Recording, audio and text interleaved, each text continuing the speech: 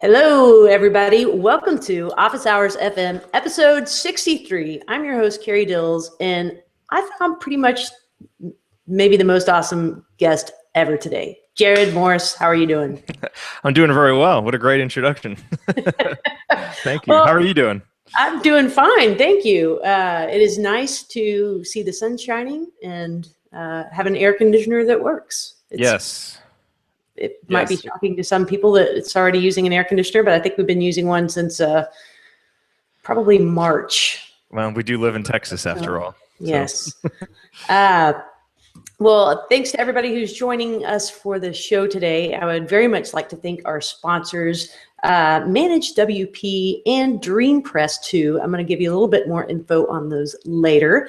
If you'd like to ask Jerod questions, you can do so on Twitter using the hashtag OfficeFM, or you can head over to the Google Hangout and click on the Q&A app and send in your questions there. All right, let's get rolling. So, Jerod, you're in Dallas? I am. Yep, in Dallas.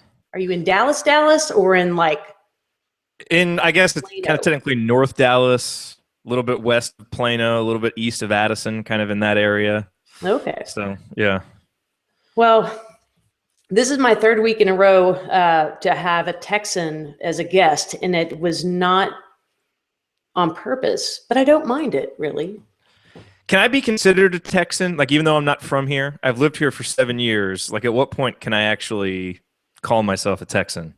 There's a Lyle Lovett song, and it's called "That's Right, You're Not From Texas, But Texas Wants You Anyway," which sort of summarizes the sentiment of most Texans. So pretty much is the moment you changed your address to a Texas address, you're a Texan. I'm a Texan? Okay. Yep. All right. I'll take that. Thank you. I have found that I slip in y'alls every now and then when I didn't before. So I feel like I'm slowly but surely assimilating. Where were you before Dallas? Indiana. Ah, okay. So I'll always be a Hoosier at heart, but I really enjoy Texas, so I don't mind being a Texan. Awesome. And what brought you to Texas? My family moved down here, and so I was in kind of a transition period in my career after college, living in Indiana, and really just wanted to come down here for a few months to see my younger brother play basketball in high school, and I was going to go to law school, and figured I'd be here for maybe 6 months, and that was April of 2008, and now it's 2015, and here I am. So, you never know what kind of twists and turns life's going to take, so. Very true. Very true. I moved here to go to, I was from Texas originally, but moved up to the DFW area to go to college, and then never, ever left. Yeah. And yeah, that was a couple decades ago, but it's a good place. It's a good place to live. I mean, well, you are like the podcaster's podcaster. So I want to talk about that Sure. in a moment, but for folks that, I don't know who doesn't know you, but for the folks that haven't met you yet, give us a little rundown who you are and what you do. Sure. Well, I'm sure there's plenty of people who don't know me. I'm currently the VP of Rainmaker FM with Robert Bruce, and so we're kind of co-running the Rainmaker FM podcast network that we started. And I've been with Copyblogger now for more than 2 years. Came over, I think, officially January of 2013. And started out in support over there with Synthesis. That's how we kind of became part of the Copyblogger team, and then just kind of slowly worked my way out of support into editorial. And fortunately, working with guys like Brian and Robert and Sonia, who believed in me and gave me a chance to do some things on the editorial side. And and so now helping to run Rainmaker FM, and then hosting the Showrunner podcast with Joe Naster, and running that course, which we're actually getting ready to relaunch. So, relaunch? What's that about? Yeah, well, we launched the course. We did a pilot launch of the course 4 or 5 weeks ago. Got everybody in there. Finished up the course, took some feedback, and so we're going to open it up for a week. Actually, starting Thursday, June 25th. Open it up for a week to people who are on our list before we then do kind of the full massive public launch sometime later this summer. So you guys are sort of the quintessential just content authority I feel really cheesy for using that word since it's one of y'all's words. You planted it in my head. But Copyblogger really is the go-to for all things content marketing.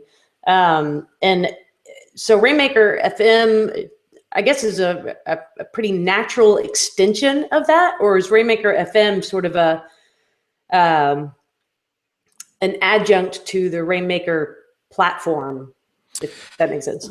Yeah, I mean, I think it's probably both. I think Rainmaker FM was a natural direction for us to go in as podcasting and audio content started to reemerge. You know, because I think some people don't realize that podcasting, you know, started a long time ago. It's just that it got big in kind of a mainstream level over the past few years. And so, you know, I think we really saw it as the next step in the evolution of our content. And it just happened to, you know, kind of fit perfectly with the platform. And so, you know, because not only is what we built on Rainmaker FM built on the platform, so it's a great example kind of in practice, but we really found that audio was kind of a great centerpiece for content, because you can do so much with audio content, both in terms of, you know, using transcripts to also have text content. And so I think for us, it was a natural fit, and we're really fortunate at Copyblogger to have so many talented, smart people who were capable of running their own shows, which obviously if you're going to do a podcast network, you have to have actual individuals running those shows. And that was huge to be able to have that level of expertise and talent to be able to run the shows, which is what makes the network work. Yeah, I was talking to Brian Gardner at the Authority Conference, and I asked him if that was like a rule that all Copyblogger employees had to have a podcast over on Rainmaker FM. All of you guys are on board. That's awesome. Yeah, it's great, and it's fun to see different people's personalities come out, you know, and kind of evolve as they do the show and get more comfortable. It's been really fun. I was thinking, okay, so is support, like, regardless of what you want to be when you grow up in Copyblogger, is support where everybody starts? Like it's the gateway job drug, if you will? It sure seems like it. You know, certainly not everybody has started in support, but a lot of people have. And I really think that time was invaluable. I mean, I wouldn't trade that for anything, you know.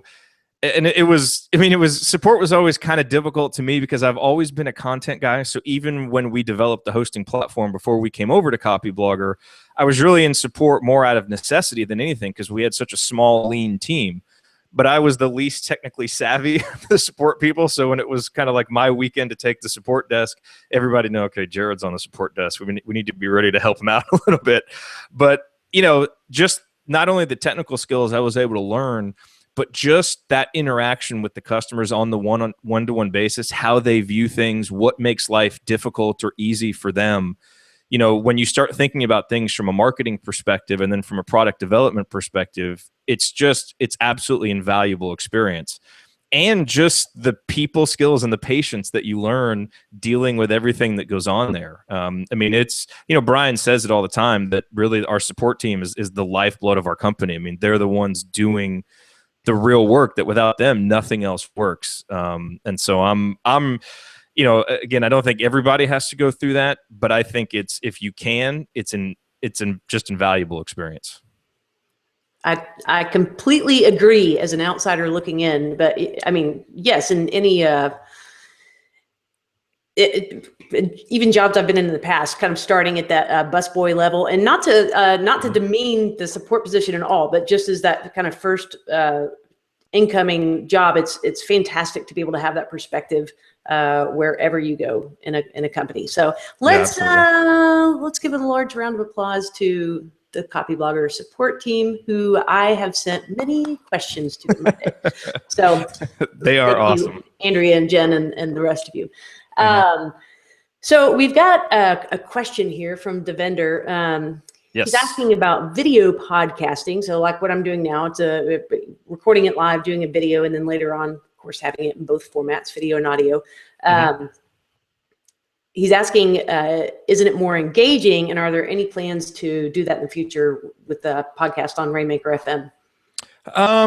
I think it depends. I think it certainly can be more engaging to have video for people who want the video, because there's a different level of interaction that you get with a video because people can see us, they can see us interact. And the other thing is we actually have a different interaction on video because I can see you and you can see me. And I know one of the other shows that I host, we do it the same way. We do it as a Google Hangout before we post the audio, and it's a 3-person team. And I think audio interviews are pretty simple one-to-one because it's like talking on the phone and there's a natural rhythm. When you get 3 people in on an audio interview, I think it creates a lot more opportunities for kind of like the car crashes that happen in the middle when people try to talk over each other. And you can mitigate some of that when you have everybody on the video because they can see each other and it's a little bit easier to find the natural flow of the conversation. I think it really depends. I think for video, I think there needs to be a reason to have a video. I don't think every podcast needs to have a video. And in terms of for Rainmaker FM, we have certainly talked about doing that. And so I think in the future, we've talked about doing a show called Rainmaker Live, where we'll get on, have people on for a live show to discuss, a particularly important event or to do a Q&A, whatever it might be. So we definitely do have plans to do that. And I certainly think there's a market for it. It's really about, I think, figuring out, why do you want the video? And I think if there's a good reason to do it, do it. Because it's, certainly from a technical standpoint, it doesn't, especially when you use something like a Google Hangout, it doesn't make it any more real difficult to produce. So there you go. Well, Devinder, hope that answered your question. Yeah, I hope so. Sorry. So do you think that YouTube is I really don't even know what other platform you would use at this point for hosting the video, because you want, the live aspect with a Hangout, but I don't love it. It's free, so I can't complain at all, but there are definitely some things I don't love about Hangouts and YouTube. I agree, but the thing to love about YouTube is it's where everybody is, So, if you do put content on YouTube, it's a massive content search engine that I think it's even, is it number 1 or number 2, the number 1 or number 2 place where people actually consume music and audio content. So, we haven't put our individual podcast episodes on YouTube, but I know some people do. They just put them on YouTube without even a visual element, just with some kind of title screen. And that can work. I've seen some conflicting stats on how much actual engagement you get from doing that. So I don't know if the effort is worth the return that you'll get. But I think finding a way, if you can do it, finding a good way to get your content on YouTube simply because there's so many people there can definitely have benefits. I hate it when I go to YouTube hoping to catch a Pat Benatar video and all I hear is the music playing and then like a picture of the beach or something. Yeah. Yeah. The only benefit to that is sometimes you can get to the music without the ad, because a lot of times the actual videos have ads running beforehand. And sometimes when they just do the song with with text or whatever, or a picture, you don't have to listen to the ad. So I think that's the only benefit to it. But yeah, and there'll be like 20 different videos for the same song too. Yeah, it's interesting medium. So yeah. All right, guess I won't change anything for the time being. Mm-hmm. Paul is wanting to know what happened to the allegorical show. Well, we all would love to have more episodes of Allegorical come out. That's something Robert Bruce would have to address. I think really, Robert is really, really focusing on managing the entire Rainmaker FM process, working with hosts, developing new shows, and like with anything else, and with a small team like we have relative to the amount of work that we want to do, everybody's got to make sometimes difficult decisions about priorities. So I know Robert would love to do it, but he's also got to prioritize where do my efforts provide the greatest good for the company. And so right now that's with working with hosts, developing new shows, and all of that, because it's a big, hefty, kind of complicated job running a network like that. So that's the answer, but certainly there have been internal discussions that have asked the exact same question, because we all love that show and we love it when Robert's producing content. So I'll pass those thoughts along. Well, and tell him he has a voice like butter. He does. When you pass that along. He does. Yes, I will. So you mentioned running the network. Can you give me and listeners a little bit of an idea of what the nuts and bolts of that look like from a technical perspective? Sure. I mean, right now we have, I don't even know what the number is, the total number is, but we've basically got every single day 4 or 5 new podcast episodes coming out. And so for anybody who has produced a podcast, if you think about the amount of work it takes you just to produce one episode, you've got your preparation time as a host, you've got the actual production time when you're recording, and then you've got the post-production time of editing, coming up with the show notes, uploading the audio file, getting the transcript ready, getting a social image ready. So now multiply that over 20 shows that are coming out every single day. And so, this isn't the way that we've run this, because obviously, like you said, a lot of the people who work for us are hosting shows, and they have so many other responsibilities. They don't have the time nor the inclination to edit and do all the production stuff. So we're fortunate to have the resources to have a production team that can handle a lot of the editing. And then we've got an incredible, small, lean, mean internal production team that handles the transcripts and the social images and the scheduling. But that all requires organization. And, I think it's so important when you have a podcast and when you have a schedule that everybody sticks to that schedule. And so making sure that all runs smoothly, and that hosts getting their audio files in at different times of the week. And hey, this show has to go up on Wednesday. We just got the audio file and it's Monday night. And there's a lot of different moving parts and pieces. And so running a big podcast network is not for the faint of heart, nor is it for the disorganized. And that's why I think, especially with Robert kind of managing that production side of it, there's just a lot of moving pieces. And even now, with it in a pretty good rhythm, it just requires so much daily management and attention to detail to really do it right. No doubt, a lot of work involved. You just said all of that multiplied times 20 a day, and yeah. I got sweaty. That made me nervous. Yeah. I'm thinking though, man, I want to hire out your production team for a little external work. Yeah, no, package that and sell it as a service. Yeah, and Toby Lyles, manages our editing 24sound.com, really does a great job. And actually, and he and I and John, we do, for inside of the showrunner course, we do what we call showrunner huddles. So every other week we do some kind of live event for the people in the course. We've done Q&As. This one we're actually bringing Toby in. And he's going to basically give everybody some basic editing techniques to, like when you're recording on Skype and you get that white noise that's so annoying and you can't predict when it's going to happen, how to get rid of that, some other basic type stuff. And again, that's the kind of stuff that a lot of our hosts, they can't and don't want to spend time messing with that. And so it's kind of the evolution of a podcaster or a showrunner is everybody should, kind of like we talked about with support. It's great if you can start out in support and learn that perspective. Well, when you're a podcaster, you really want to start out doing everything yourself. Do the production, do the editing so that you know it. But for a lot of people, there comes a time where if your business is growing, if your podcast is developing the audience that you want it to, well, now you've got more demands on your time. How do you outsource this? And so it's a good spot to get to, because it means now that you've created additional demands on your time based on the audience that you're developing. And so for us, that was really necessary for us to make the network work, to be able to have something like that in place. So you said something that I thought was interesting, because you see a lot of people, and I'm guessing a lot of these, the person I'm about to describe would be a Rainmaker customer, a Rainmaker platform. For folks listening, differentiating from Rainmaker FM, the podcast network. Mm-hmm. People who have that, they're either content marketers or they're speakers or they're authors or they're, who knows what they're doing, but they're not tech heads. Mm-hmm. So in Rainmaker, there's a way for them to publish and get out there without having to know, how all the nuts and, the nuts and bolts of it work. Mm-hmm. Ooh, excuse me, I'm getting verklempt just talking about this. But then when it comes to the podcasting side,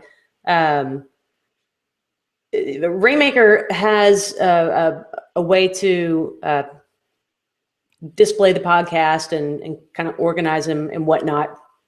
But then on the end of what you're talking about, all that production, the know-how of how to get it into iTunes, which I mean, it's not like it's rocket science, but it's still something that the average human does not care about knowing that information. Right. So I do wonder if there's an opportunity for services around, kind of as a web developer would be to a Rainmaker customer and helping them get set up on the platform. Somebody to a podcast facilitator, maybe. Oh, certainly. I mean, because I think, Rainmaker really helps you once you have the MP3 file. Then Rainmaker really helps you because it makes the actual posting of it simple. It makes the integration with iTunes simple and your distribution part.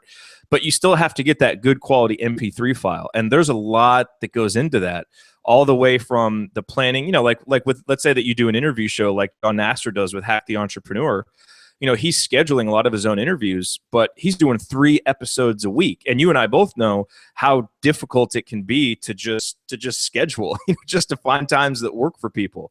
And so from that piece all the way to, having a good setup and being able to facilitate a good quality recording, to then editing, to then show notes, to then, the transcription part, getting all of that together to then bring it into the platform, there's a lot of work that's done, in that part right there. And certainly I think there are people who have either graduated out of needing to do that themselves, or they're getting into podcasting already having a platform and an audience.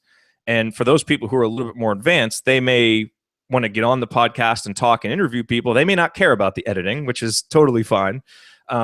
So yeah, I think there's a big opportunity for people who can help with that production part and take those kind of, the more difficult or time-consuming parts to get that final content ready for publishing. There's a big opportunity out there depending on who it is that you're working with. Well, all right, listeners, if you got the freelance bug and a little entrepreneurial spirit, and you have an inclination for working with audio, think of a solution that you can sell to those folks, because I think there's probably a ready audience. Yes. Especially as more and more people get into podcasting too, who aren't natural people who just want to get out there and try the technical part. Like a lot of the people who podcast now probably have some sort of technical know-how, curiosity, time, or just a lack of fear to try new things. And I think now we'll start seeing more people who are more advanced in terms of their career, but again, don't have the time to try and do all of this other stuff. So I think there will be more people entering who want to start shows that need that producer who can actually make it happen for them. Do you have an idea off the top of your head what percentage of your Rainmaker customers are actually taking advantage of that podcast piece? Boy, that's a really good question. I don't know. Although now I'm curious to find out. I don't know. All right. Yeah, it's a really good question. My inclination is that it's probably not as high as we would think, would be my guess. Because I still think, podcasting is growing, but there's still a pretty small percentage of people that are actually doing it and that actually have, shows that are ongoing. But certainly with the showrunner, we want to increase that percentage, and help empower more people to get out there and start getting their shows out there.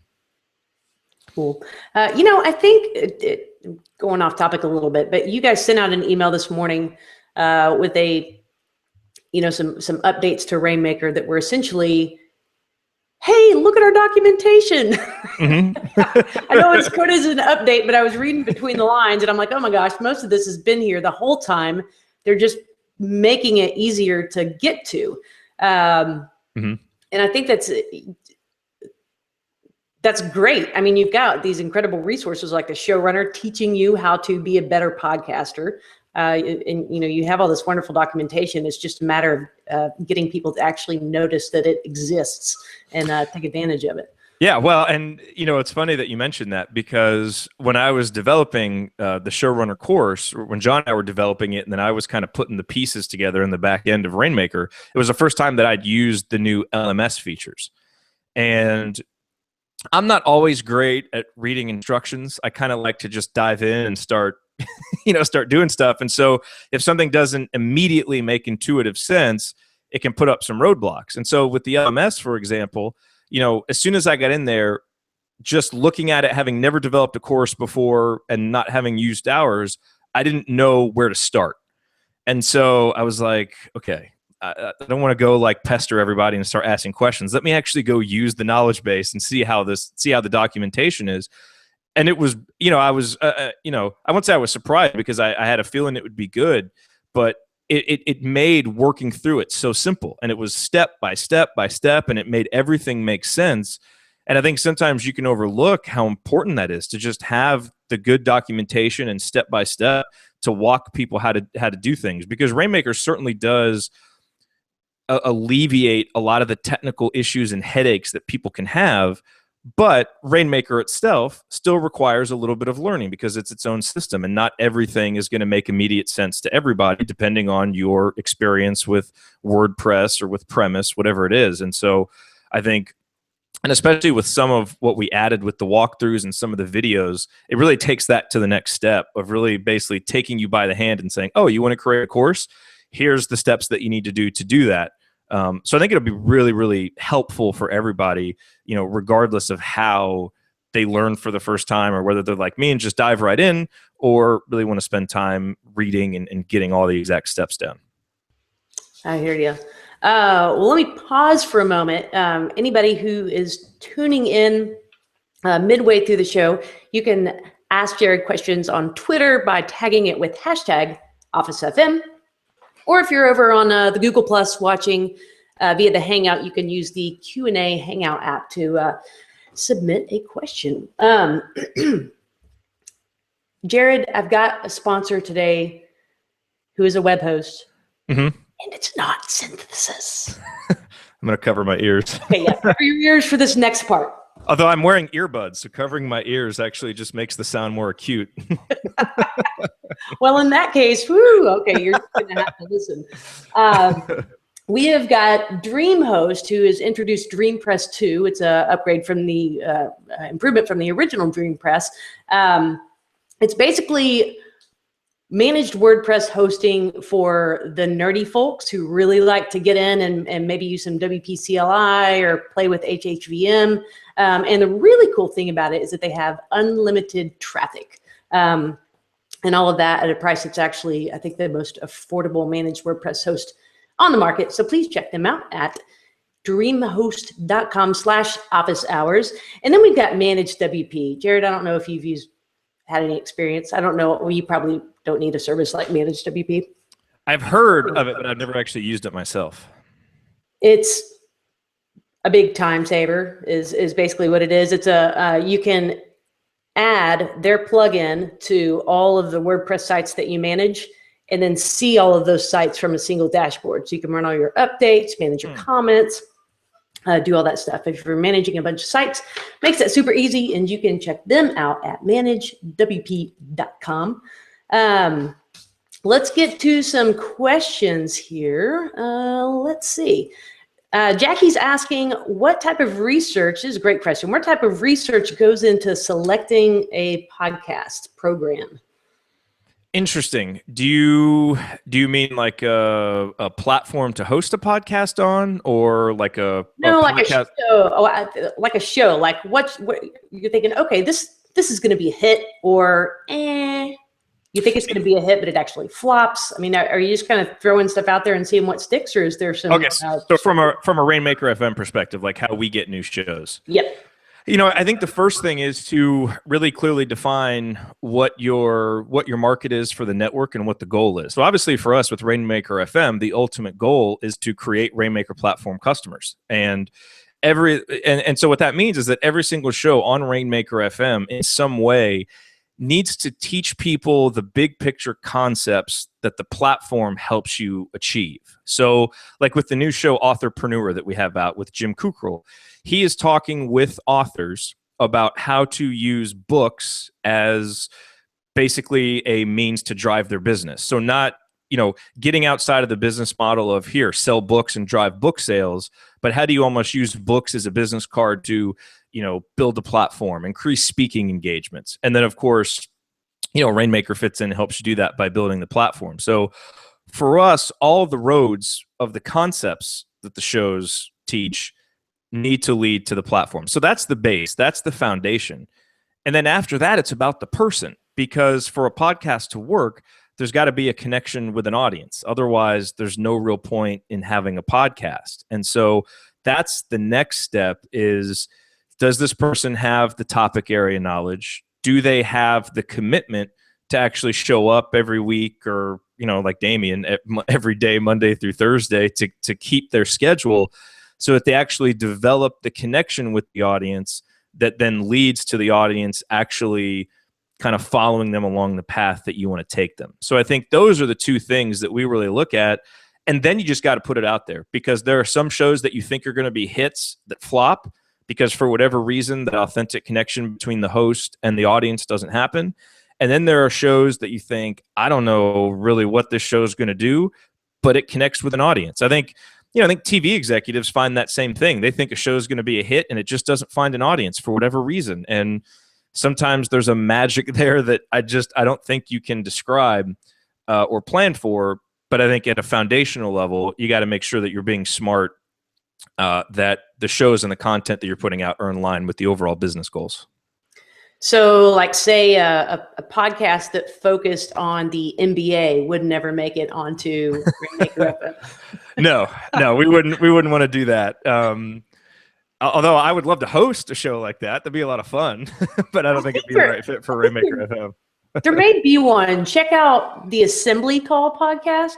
Yes, Assembly Call. Although we are college basketball as opposed to the NBA. Basketball. But, you being from Texas, which is really football country, I wouldn't necessarily expect you to know the differences between basketball, unless you're a big basketball fan. No, I mean, I like the sport, but I'm not. It's probably been 5 years since I've been to an NBA game. Yeah. It's been 4 years in that since I showed up at a college game. Yeah. Yeah, people in Dallas, like in Indiana, college basketball and high school basketball are the thing. I mean, that is those are the biggest games in town. And here it's like the complete opposite. It's pro football and, college and high school football. So Hoosiers. Is that Pistol Pete? Pistol Pete actually went to LSU. So he's kind of got that Hoosier vibe about him, kind of the wiry guy with floppy hair that shoots really well, but not actually a Hoosier. All right. Well, man, we've just exposed my lack of sports knowledge on the air. Good thing. See that I couldn't run that podcast. I really suck at it. We've got a couple of questions about equipment. Paul wants to know what's the minimum equipment for a good quality podcast, not necessarily all out pro, but not awful. That's a good question, which is a good time to say that I think I've talked with a lot of people who want to get into podcasting that get really hung up on equipment, and it actually proves to be a barrier to them not starting. And so I think there's a minimum level of audio quality, as this question notes. There's a minimum level of audio quality that you need. And once you reach that, get out there and just start doing it. You don't need kind of analysis paralysis trying to figure out the mic. So the one that I use right here is called the Rode Podcaster. And really, I use this because we just had it for 4 or 5 years. You got the exact same one. Yep. And it's a really high quality mic. Derek Schaefer, back when I was working with him, we bought this mic just when we were going to start doing, some audio stuff and doing some podcasts back in the Midwest Sports Fans days. And it's still really good. So I keep using it. I've also got an H6 microphone that I use. But a lot of the hosts at Rainmaker FM, for example, use the Blue Yeti microphone, which I think you can get for $100, $125. It's not terribly expensive, and it plugs in via USB. And is that perfect? No. Is that going to get you just perfectly clean audio every single time? No. But it's probably good enough. and so that's about the investment level I think you should expect to get a microphone that's good enough. And then, of course, the next step then is the room that you're recording in, which can actually make a pretty big difference. I'm currently recording in the office at our new house, which is not perfect for audio recording because it has high ceilings and bare walls. So I'm doing some work to try and make this better. But, we actually just did an episode about kind of low cost, no cost ways that you can improve your audio quality. So having a good mic is certainly the first step. But then, there's little booths that you can build yourself with crates and, the little, foam that'll help deaden your sound. You can record from the closet, which I've done before. So there's a lot of different creative ways that you can actually get good quality sound. But I would earmark $125, get yourself a good quality mic. And that's really the first step. And then if you really get serious about it and you really want to take it to the next level after 50, 100 episodes and the audience is there and you can justify it, by all means, go nuts with the audio. I don't think you need to spend an arm and a leg just to get going with it. Great advice, and especially to not let it get in the way of getting started. My very first episode, which is awful. It should have been episode 00, not I shouldn't have trial and error on my first episode. But I was just recording with the built-in mic on my laptop. And of course, the audio quality is what you might expect to find on YouTube, somebody recording out of their home, but not professional at all. But look at that. But you started and you've kept going and you're here. And it's the biggest thing that we try and stress to people who are in the course, who are not in the course, who just listen to the show and are thinking about going, is you just got to start somewhere and understand that first episode, you're going to look back on it and think it's horrible. Like, just understand that, get used to it. It's going to be bad. And it's probably not as bad as you think, because objectively your audio may not have been bad, but I'm sure your content was good because you're smart and you have a good personality. Oh no, it was bad. Well, and that's what I mean. To us, it always seems like that. I actually went back and was listening to some of my old episodes when I first started podcasting.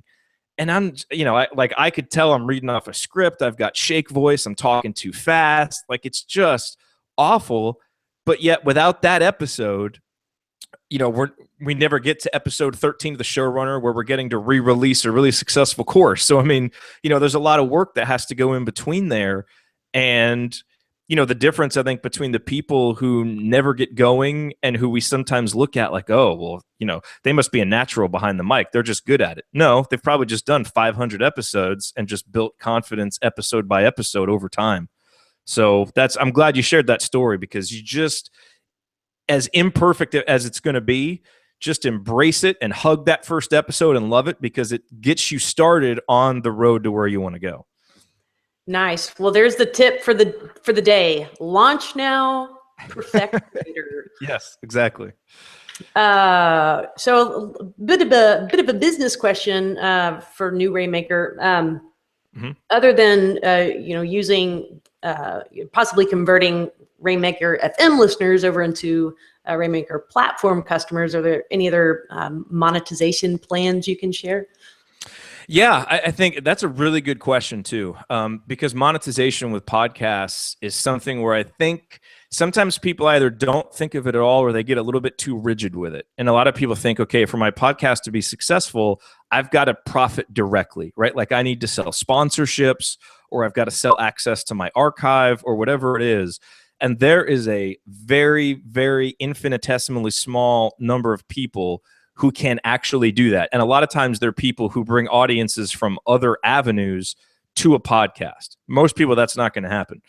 For most people, thinking indirectly about podcast profitability is the smartest way to go. So with Rainmaker FM as an example, obviously I talked earlier about how it's really geared toward moving people toward the platform. So obviously the business goal is the platform, and that's making money, but none of the actual episodes are generating revenue directly. Another model is the course model. So the showrunner has never made a dime, right? Like, we don't sell any advertising on it, but it led to a course that went out with its first pilot launch at $295, and then we raised it to $395, and the price will go up again when we put it back out there. But that generated really significant revenue all because of the podcast. And so I think you'll see with Rainmaker FM that the showrunner was really the first in a new line of education products and courses that will be developed based around those concepts that we talked about earlier. And so, and that's a model that you see a lot of successful podcasts follow, whether it's, you know, sending people to a service, selling people to a product, whether it's to promote, you know, your own consulting services, whatever it is, you're using that podcast as another cog, an important cog in your content marketing strategy to build trust, build the know, like, and trust, and then get people to become ready. You're giving them the education they need to take the next step to engage in that business relationship with you. It's just got really distracted by a Brian Gardner tweet. He said, "I'm not getting better at podcasting. I'm just getting better at editing." That's interesting. Oh, sorry to totally derail. But yes, on the topic of monetization, that those intangibles are so valuable. And also, I mean, you know, part of your overall content marketing strategy. So it's the same with blogging. I don't profit in any way from writing blog posts, but it goes back to building a community, building authority, you know, becoming a trusted resource, all of those things that you cannot buy. Absolutely. So let's see. I have a troll on Twitter. His name is Mike Hale, and oh boy, wants to know when Jerod Morris and the SpongeBobs will be on their U.S. tour. Did he say SpongeBob's or Sponge Oh, Bags? Sponge Bags. Oh wow, Yeah, sorry. Bags. Yeah, see, this is the kind of stuff that you can get into on a podcast that doesn't come out in blog posts. This is from the lead that with Damien, that he was doing this example of me having a band to show how you can repurpose content and how bands go across the nation and they're doing the same songs every place, which is similar to you syndicating content at LinkedIn and, you know, different places. And so the name of the band that he came up with was Jerod Morris and the Sponge Bags, which I didn't know what a sponge bag was, but it's like a kind of pair of pants, like a formal pair of pants, I think, that people wear. Anyway, so yeah. So what was the question? When will we be launching our U.S. tour? Well, Damien actually wrote a song for a recent episode, and he's trying to get me to record it. And so far, I've balked at this request because as much as I love singing, I can't get it to sound even remotely good, and I don't want to totally turn our listeners off by forcing them to listen to me sing. So the U.S. tour is currently on hold, to answer that question. Okay. Well, I'm glad to learn what a sponge bag is. I thought it might be a cross between SpongeBob and a douchebag, but something entirely other. All right. Well, on that note, we have a question from Brad. He asked if Rainmaker is actually a Genesis child theme or is it totally different? In other words, does it run on the Genesis framework? That's a good question. So it's different. The designs inside of the Rainmaker platform are all Genesis designs. So if you go to the studiopress.com/themes, I think, and it shows all the themes, all the new pro themes are inside of Rainmaker, and you have 30 or some in there, I think. Don't quote me on the number, but it's something like that. And you have your choice of any of those themes, and some of the themes actually incorporate with Design Palette Pro in there, so you can actually go in and edit. Make pretty simple edits, but it's not, the platform itself is not a theme. It's a fully hosted platform all on its own. And if you're looking for just a Genesis theme, that stuff is all over on the Studio Press side. I hope I answered that question adequately. I think you're muted, Carrie. I do that frequently. That's right. No, I know that because when I host the assembly call, it's the same thing. Because if someone will have a bad connection, we try and mute while the other person's talking, and then there's always that moment when someone forgets to unmute and they hop in. And yeah. Well, I want you to know that I just said something amazing and profound while I was muted, but I can't repeat it. So the world's just missed out on that. Yep. Okay. So you mentioned LinkedIn a little bit, and I want to talk about that because it's been mentioned on your podcast recently. Of course, LinkedIn has been in the headlines quite a bit recently with their acquisition of lynda.com. And in my experience, LinkedIn has historically been just the neglected stepchild of social media. Like, I never update my profile. I'm not interacting on there. It's just not a place where I've traditionally found value. However, it seems like there's a little uptick or trend toward leveraging LinkedIn more. What's your thoughts there? Yeah, I mean, there certainly is that trend, and I'm the same way. I've never been a LinkedIn person, and I've tried, but I don't know if it's that I don't like the interface, or it's too, like, because it's kind of complicated. Like, there's a lot there. But I think, the thing that we realize, it's like, okay, but this is where a lot of business people are, and a lot of people that we're actually targeting with our products, like, they are here. So instead of finding all the excuses for why not to use LinkedIn, let's figure out how this can actually work for us. And so I think having a discussion group in LinkedIn to get a presence there. Sean Jackson now actually just started a new podcast on Rainmaker FM called The Missing Link, where he is exploring all of these different ideas for, okay, how do you leverage LinkedIn? We always talk about Twitter and Facebook, but how do you leverage LinkedIn in the same way? And so I think for people interested in that topic, certainly listen to that show, because he's going to provide a lot of good, useful insight. And the other thing is with LinkedIn publishing, it's another place now to where, if you're smart about it, to build an audience, or not to build an audience, but to at least get new eyeballs on your content. And then, of course, if you're smart about it, hopefully drive them back to your own platform, because we don't want to be digital sharecropping. But there are, it seems like now, a lot more opportunities to leverage it in that way than there were before. Yeah, I just, my dad, who's in the tech industry, we were hanging out on LinkedIn. I mean, I don't know how nerdy that sounds, what my family does for fun, but we were observing that, like you said, the publishing capability. So in the past, you could do things like, status updates and that sort of thing. But now you can actually publish posts, a la WordPress style. I mean, it's not nearly as sophisticated an interface, or maybe it's a really simplified interface. And the thing I learned was, people don't have to be your connection in order to follow your posts or keep up with your content. And I really like that distinction, because I was thinking, I don't want to have to exchange a connection just for you to get eyeballs on my content. Right. LinkedIn is sort of sacred ground when it comes to who you connect with. But I was wondering, and I haven't been able to find good documentation on this yet, whether or not, like, if you republish something that you published on your WordPress site, if you republish it on LinkedIn, if you would take a duplicate content hit, or how that works, or maybe Yeah, I'm trying to think about that too. I don't think so.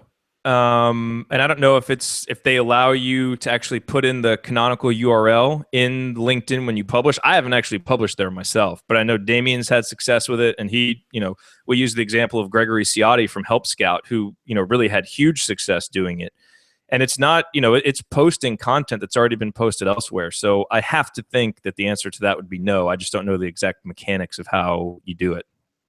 Interesting. Well, to my knowledge, there is no plugin that automatically pushes a post to LinkedIn. You can push a post as a status update to LinkedIn, but not push it as under the LinkedIn's post format. Yeah. That sounded terribly confusing. But anyway, somebody go write that plugin. If you can have that to me by Friday, that would be great. Yes. So back on we jump all over the place, but that's kind of the style of Office Hours FM. So we had another question about Rainmaker and where to go. Okay, so Design TLC asks, so when switching from a custom Genesis theme or website to Rainmaker, you're essentially building a new site. Is there any way to import or convert? There is a custom theme approval process that we're working to get more streamlined than it is right now, but there is a way to do that. And not all, and that process is looking for certain parts of a theme that it can't use just based on, whatever, if it's a security hole or whatever the reason might be. But there are ways to do that, and that process will actually be getting simpler as we move forward. Cool. I know Daisy's probably sick of taking my email requests or my theme submissions. Bing, bing, bing, bing, bing. Yeah, Daisy is amazing.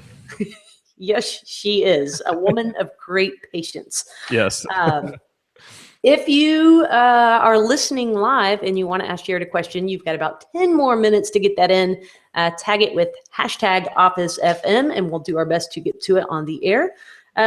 So question for you, since you're local. Yes. Have you heard of the podcast movement? I have heard of the podcast movement, and I am very much looking forward to being there. Are you going? I am. Are you speaking? I am. Yes. I was actually just emailing with Dan earlier, one of the guys running the conference about what the topic will be. But yeah, I am. I'm really looking forward to it. Sweet. Yeah. I saw the information about the conference, and I was like, oh wow, that looks really awesome. And then I saw that it's in freaking downtown Fort Worth, 10 miles away. And I was like, okay, I'm there. So yeah, no, I can't wait. And actually, there's a lot of people from the showrunner course. They're going to be there. And so we'll probably do like a fun little showrunner huddle. We call our meetups huddles, but we'll probably do a fun showrunner huddle the day before, and which is really fun because then you actually get a chance to meet, people who are in the course and that you've only known, through tweets or, they listen to your show. It's always fun to actually get to meet people live and in person. So yeah, that conference is going to be, from everything I heard last year, it was really good. And I know the lineup of keynote speakers that they have is, it's kind of mind boggling. Like they just keep adding new people to the list. It's crazy. Yeah, I've seen that, and I'm like, what? Like each time slot, maybe you have 80,000 people to speakers you can choose from, but yeah, so much talent there. So if you're tuning in, which obviously you are, if you're even hearing me say this, but look forward to the quality getting better circa August 2015 after I attend this conference. Okie dokie. So I'm gonna call you out on something. Oh, okay. Right here on National Podcasting. Let's do it. So you, who are the digital content king, have a defunct blog at jerodmorris.com. Oh yeah, I do. I've really struggled with what to do with that domain and with that site.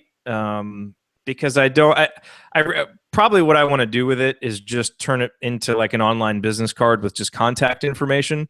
But I've really gone back and forth with, do I use it to post content that doesn't fit anywhere? I don't, it's like with a side project like the Assembly Call, I've got a very clear strategy and it's so easy to move forward with it, and on other sites. But that one, I've never had a clear strategy with it, which is why it goes a little bit and then falls off. And so, yeah, now it's sitting out there as a horrible example of what I like to teach people how to do. So do as I say, not as I do. Well, yeah. And I mean, it's interesting that you say that. And it's a good lesson that I should probably take it down, like sitting up there like it is, kind of just dormant, hasn't had a post in a while. And I think the last couple posts were about fantasy football. Like it does nothing really except get me called out on national podcasts. So, but it's an important lesson that everything that you have out there can be seen by people. So you probably need to make sure that it's worth seeing and that it's not counterproductive to what you're trying to do. Well, I'm just giving you a hard time because you're certainly producing a ton of content. It just doesn't happen to be at that domain. Yeah, I know. If you just throw a domain redirect to one of your podcasts, there you'll have it. That's probably what I'll do. It's a good idea. We've got a great question here. If you're thinking about starting a podcast, any tips on what not to do or common pitfalls?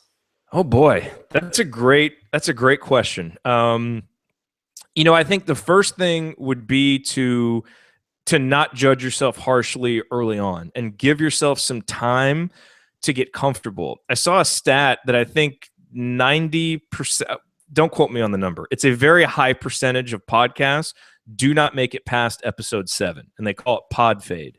And I think that's probably the biggest pitfall, is that people, A, judge themselves too harshly early on and think, well, I can't do this, or the audience won't be there, or their expectations get out of whack. And they think that after 7 episodes, they should have, 50 iTunes reviews and 1,000 people on their email list, and that it should be driving all this business. Podcasting is not a short-term solution for anything. It's a long-term solution to build a really meaningful connection with an audience. And so I think if you go into it with any mindset other than that, you're setting yourself up for failure. Because I think of the elements of a remarkable show that we talk about on the Showrunner, the simplest one to explain and the hardest one to be able to actually do is sustainability. So you've got to show up. You got to show up for that first time. Then you've got to show up reliably, which means if people expect your show on Wednesday at 10 o'clock, you want it to be posted on Wednesday at 10 o'clock. And then you've got to do it over time. And you don't know anything after 7 episodes. I don't know that you really know anything after 15 or 20 episodes, I think you're just starting to learn about what format you're comfortable with and what your audience really likes. And so it takes time. So don't expect everything to happen all at once, and be really patient with yourself and your audience, because it can take time to develop. But then once you do, then the snowball starts to roll and starts to really pick up steam. And that's what's really beautiful about it, is those efforts that you made early on that seemed like they weren't going anywhere. Those episodes are still out there, and that's still valuable content for new people that are finding you. So, give it the time to really start building up and getting that exponential growth, which you will get if you're committed to it over time.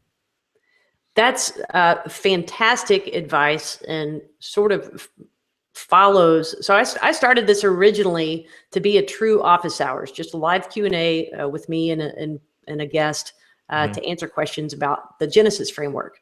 I thought it was going to be a technical show. I quickly learned that of the guest I had on, all the questions people were asking were not technical. They were about business.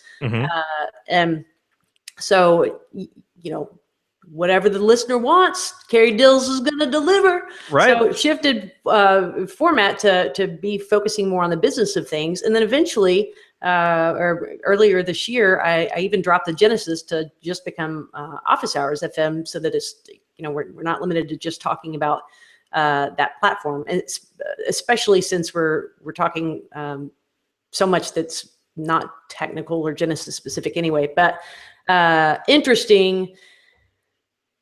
And thank you for saying that it's okay to evolve and switch gears, because certainly, I didn't anticipate this a year and a half ago. Yeah, well, I think you should expect to evolve and shift gears. We all go out the door with hunches about what we think the audience is going to like. It's like the Assembly Call that originally started as a call-in show. So we wanted to go live immediately after the games, after IU games, and then we did it on Blog Talk Radio so people could call in. But then we found that really the audience wanted to hear us talk. They didn't want us fumbling around with phone calls and kind of having the show get derailed by calls. Like, that was okay, but they really wanted the show to be more about us. And so we kind of switched it. And you're never really going to know that until you put it out there and make sure that you're open to the feedback from the audience. So, and it just takes time. Truth. Well, if you are interested in starting a podcast, definitely go check out Jerod's Showrunner show over at rainmaker.fm. Believe it or not, Jerod, we have almost used up an entire hour. That was a fast hour. Do you watch or have you ever listened to the Car Talk show on NPR?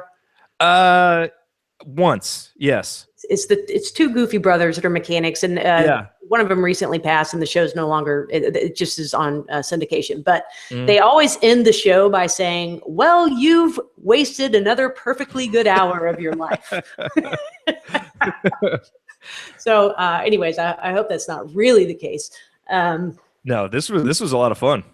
Sweet. Well, you're welcome back Anytime. Before we go, I would like to thank our sponsors, Managed WP. You can check them out at managedwp.com, and DreamPress 2, brought to you by our friends over at DreamHost. You can check them out at dreamhost.com/office hours. And Jerod, how do you, let's see, how do you self-servingly say on your show, go like me on iTunes, go leave me a 5-star review? That's interesting. I mean, typically we'll say something like, if you're enjoying these episodes, if you're finding them useful, we'd really appreciate it if you would go over to iTunes and leave a review, because those really do make a big difference. And actually on the Showrunner, we've gone away from using the iTunes review as the call to action and are going more toward get people on an email list, because we think it converts a little bit better and then actually allows you to take the next step in the relationship before you request the review. So and we're kind of trying it out to see what works. But if I were going to request an iTunes review, that's kind of what I would say is, if the value is there, if you're getting something out of it, plant that seed in their head, and then, hey, here's something that we would appreciate you doing for us that helps out. Sweet. All right. Well, and since you mentioned newsletter, I do have one of those too. Over to officehours.fm/subscribe. And that just lands a weekly reminder of the show in your inbox. Well, now that I've wasted a perfectly good hour of your time, Jerod, where can people follow up with you and say hello online? Certainly on Twitter is a great place, at Jerod Morris. A place that is not good, clearly, is jerodmorris.com, so don't go there. And then if you want to engage more about podcasting, showrunner.fm is the URL, and there's an email sign up right there, which puts you on our email list, and you get updates about the show. And more importantly, if you are really thinking about starting a podcast and want more, the course will be open just to the people on the email list between June 25th and July 2nd. So if you want to get that information, and you have 30 days to try it out and see if it's for you, that would be the place to do that, because we'll be reopening that up next week. Awesome. I will definitely check that out. Well, all right, sir. And thank you for everyone who tuned in. I appreciate my listeners very much. And until next week, have a fantastic weekend. Mm-hmm. Bye.